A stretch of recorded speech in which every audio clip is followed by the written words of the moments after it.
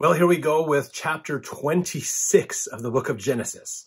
More fun stuff we get to learn about. Super excited. So just as a little bit of a recap, remember, there was a bunch of stuff we learned in 25 about the idea of what the birthright was that Jacob talked about, Isaac talked about. So today we're getting into some more fun stuff in chapter 26 as well. So in this chapter, it says here, the Lord promises Isaac prosperity as the stars of heaven in number. In his seed, all nations will be blessed. The Lord prospers Isaac, temporally and spiritually, for Abraham's sake. Isaac offers sacrifices. Esau marries Hittite wives to the sorrow of his parents. So we're getting a bit more into this next generation. So realize Isaac is getting blessed because of his father, that Abrahamic covenant, which is not a new covenant, but a renewing of the original covenants made to Adam and then renewed with Enoch and Noah and others all the way down, is still continuing through Isaac, basically. All right, so verse 1 says, and there was a famine in the land beside the first famine that was in the days of Abraham. So they're making a distinction between the famine during Abraham's time and the famine in the land now.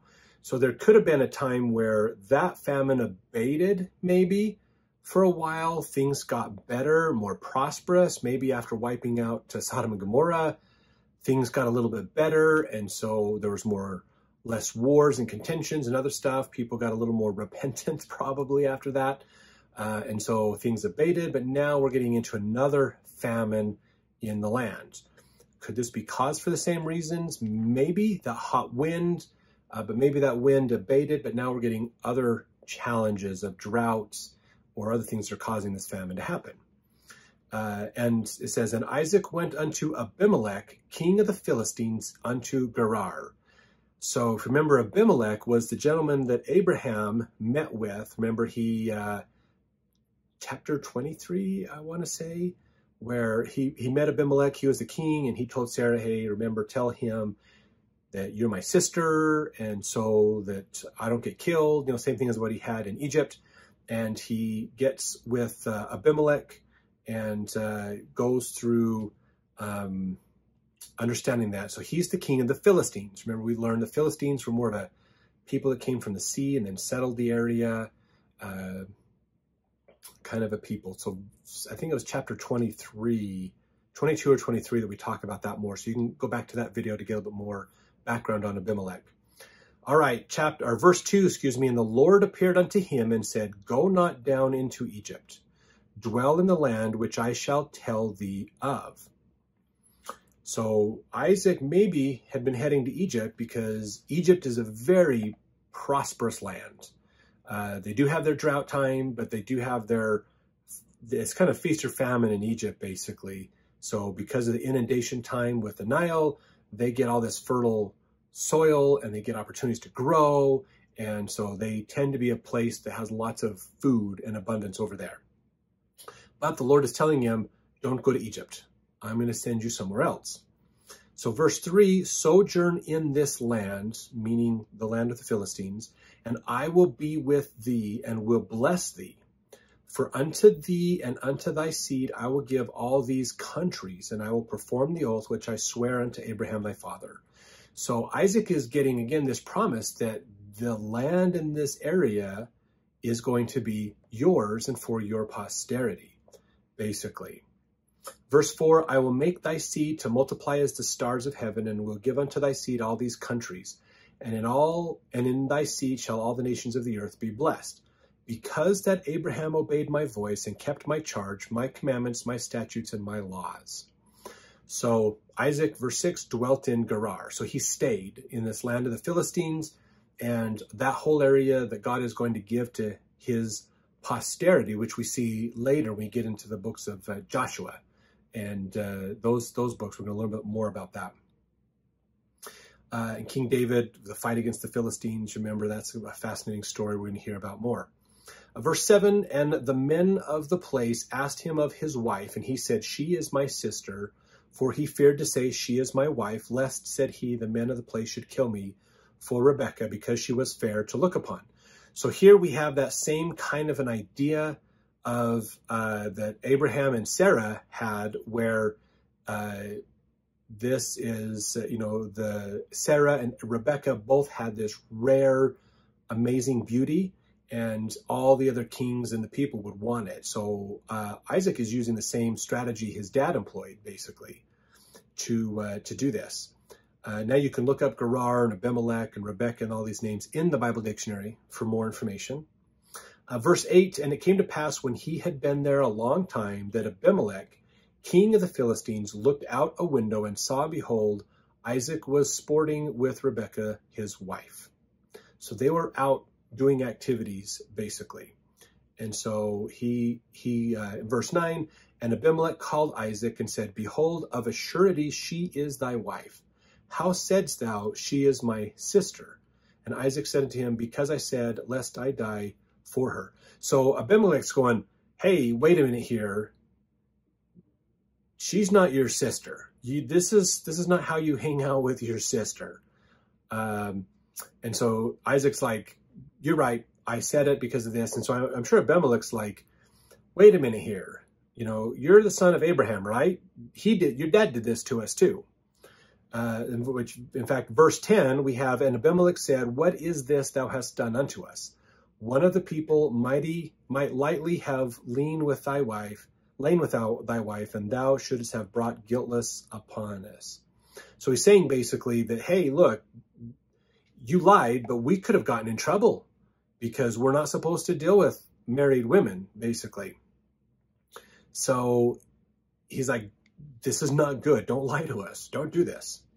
And so verse 11, he says, and Abimelech charged all his people, saying, he that toucheth this man or his wife shall surely be put to death. So I'm sure Abimelech remembers Abraham and the trouble he got into when he tried to deal with Abraham, and the cursing that kind of came upon the land and the people. So Abimelech's like, guys, this is Abraham's son. Don't mess with him or his wife. We don't want to get into that trouble again. Just don't mess with them. So verse 12, then Isaac sowed in that land and received in the same year 100-fold, and the Lord blessed him. So he was greatly blessed. He put out his crops and did abundantly. So there's a famine, but he's like, his crops are growing amazingly well. Verse 13, and the man waxed great and went forward and grew until he become very great. So he's continuing to increase in his wealth, which is his flocks, his lands, his intelligence as he's becoming older, of course. Verse 14, for he had possessions of flocks, possessions of herds, great store of servants, and the Philistines envied him. So here he is, a stranger in the land, and he's probably one of the wealthier people in the land, rivaled mainly with maybe some of the nobles and the king, but they're amazed and envious of him. And again, this is a common thing we see in the world where people believe, the world wants us to believe that wealth and power are the most important things in this life, and we should get it even at the expense of hurting other people. That's the Master Mahan principle. That's not how God thinks, okay? God can prosper people and he can take it away. It's not the stuff, it's how we react, how we treat the commandments and righteousness that makes a big difference. So verse 15, in fact, for all the wells which his father's servants had digged in the days of Abraham his father, the Philistines had stopped them and filled them with earth. So the Philistines had gone back and says, we're going to bury these wells. We're going to get rid of all these wells. Abraham dug a ton of wells, mainly to help people. I mean, he had a massive famine in the land. And so he dug all these wells so it's easier for people to get water, to grow, to feed their animal, or to water their animals, to get water for themselves, to help people. That was Abraham's life, was figuring out how to help people. He didn't try to accumulate assets to himself. He was greatly blessed with a lot of assets, but he was always trying to help more people out. So, but the Philistines got rid of them all. Why did they get rid of them? Maybe some dried up. Maybe they were worried that too much water coming out of them would drain the water from the ground and they wouldn't have any, kind of a scarcity mentality. Maybe they wanted to control them. They didn't want water to be so free, so they buried a bunch of them so they could control a few and make wanderers and people pay to use those. That could be. That's, again, most people call that capitalism. In a way, that's kind of that Master Mahan principle. get a scarce resource, basically, and control it so you can enrich yourself and make money at the expense of others. Not saying that capitalism is bad, it just is a way to do things, and it can be used in bad ways, basically. So now verse 16, and Abimelech said unto Isaac, go from us, for thou art much mightier than we. So they're fed up with Isaac. They're like, this guy has land, he has servants, he's a force to be reckoned with. And they're probably a little bit afraid. Again, when you think from that perspective of power and influence and wealth, they're probably a little afraid that while they can't mess with him because they tried messing with his father and that didn't turn out well. So they know God is with him. So rather than try to fight him or deal with him, they're just saying, look, get out of here. You're messing up our whole system here. So verse 17, and Isaac departed thence and pitched his tent in the valley of Gerar and dwelt there. Now this is still the land of the Philistines in Gerar, but probably just more in the outskirt areas. He's kind of moving his area away from the main body of the people.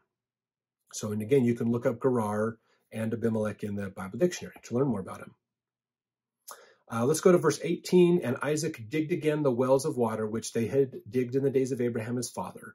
For the Philistines had stopped them after the death of Abraham, and he called their names after the names by which his father had called them. Isaac's servants digged in the valley and found there a well of springing water. So he goes out to these outlying areas and starts re-establishing these wells that the Philistines had gotten rid of. So it makes you wonder why they got rid of them. Probably to limit the resource so they could capitalize on it. In fact, they found one that was a springing water. Like it was like, oh my gosh, this is naturally coming up. We found a spring. This is great. We don't have to dig down to the water. It's coming to us. Verse 20, and the herdmen of Gerar did strive with Isaac's herdmen, saying, the water is ours. And he called the name of the well Ezek, because they strove with him. So now they're realizing there's a famine on. Water is probably a scarce commodity, which is probably why the Philistines got rid of them, so they can make money on the few ones that were there. They can control the water better. And now the herdsmen of Gerar, these are the Philistines, are contending. They're trying to get the water, and they're going, this is our land. That's our water. You shouldn't water here. You shouldn't go here. So verse 21, and they digged another well and strove for that also, and he called the name of it Sitnah. And you can look a lot of these up. Okay, now verse 21a, there's another opposition here, or another word for Sitnah. It means opposition. So he's naming this. We dug this well because we ran into opposition. Verse 22, and he removed from thence and digged another well, and for that they strove not, and he called the name of it Rehoboth.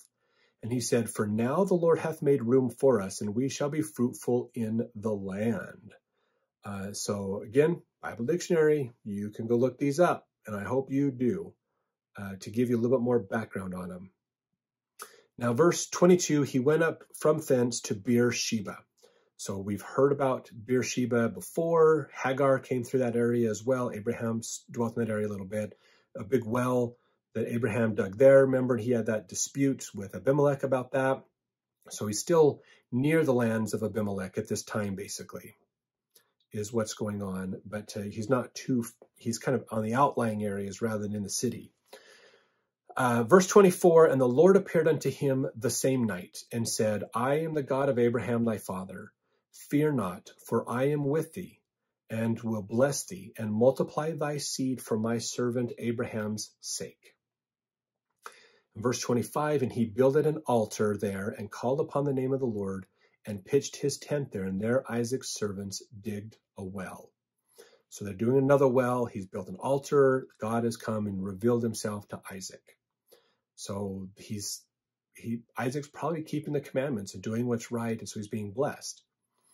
Verse 26, then Abimelech went to him from Gerar, and Ahuzath, one of his friends, and Pichol, the chief captain of his army, Pichol, something like that, they went with Abimelech. And Isaac said unto them, wherefore come ye to me, seeing ye hate me, and have sent me away from you. So you don't want me around, so why are you coming to me? Verse 28, and they said, we saw certainly that the Lord was with thee. And we said, let there be now an oath betwixt us, even betwixt us and thee, and let us make a covenant with thee. So this is kind of an interesting dynamic that's happening, because at first they were afraid of Isaac because they realized God is with him. We can't stop him, but we're afraid that he's going to kind of overthrow everything. So we kick him out. We're uncomfortable with him being a part of our community because he's throwing off our rule and reign and balance. So they kick him out. So now they go out to meet with him after these other dealings in the outskirting areas, and they want to make an agreement with him. So it means something for Abimelech to make the effort to make a deal with Isaac. If he didn't think Isaac was worth dealing with, if he didn't see Isaac as a potential rival or threat, he probably wouldn't have done this. But there's a reason he's out here wanting to talk with Isaac and make an agreement with him. So let's get into this, verse 29, that this is the agreement, that thou wilt do us no hurt, as we have not touched thee, and as we have done unto thee nothing but good, and have sent thee away in peace. Thou art now the blessed of the Lord. So if you're making an agreement with somebody, reminding them, we have treated you really, really well. We don't want you to hurt us. They're probably afraid of Isaac. They're afraid of losing their power. They're afraid of what Isaac could do, not just with his people, but the fact that God is with him. So again, there's still a bit of a power struggle that's happening. And Abimelech is like, I'm going to lose my kingdom to this guy. He could easily take it from me if he wanted. He knows that. He knows he can't stop Isaac. So he's doing his best to create an agreement to guarantee that Abimelech stays king of the Philistines in that area, and Isaac will leave him alone. So he's gaining assurances to help shore up his power and authority as the king. Because he knows he can't stop Isaac, basically. So he's trying to negotiate a better situation so he stays in power in Gerar and the Philistines. So verse 30, and he made them a feast, and they did eat and drink. And I think that was because they were the guests of Isaac. Isaac is the one that made the feast. Verse 31, and they rose up betimes in the morning and sware one to another, and Isaac sent them away, and they departed from him in peace. So Isaac made the agreement with Abimelech. So I'm sure Abimelech's pretty happy, going, okay, he's not a threat. He's promised not to come against us. We hope maybe even have an ally in there. Maybe that was part of it too. But Abimelech's got more stability in his kingdom for his power, basically. This isn't what's best for the people necessarily. This is what's best for keeping the power struggles, the power dynamics in the area the way that he thinks they should be. So verse 32, it says, and it came to pass the same day that Isaac's servant came and told him concerning the well which they had digged, and said unto him, we have found water. And he called it Sheba.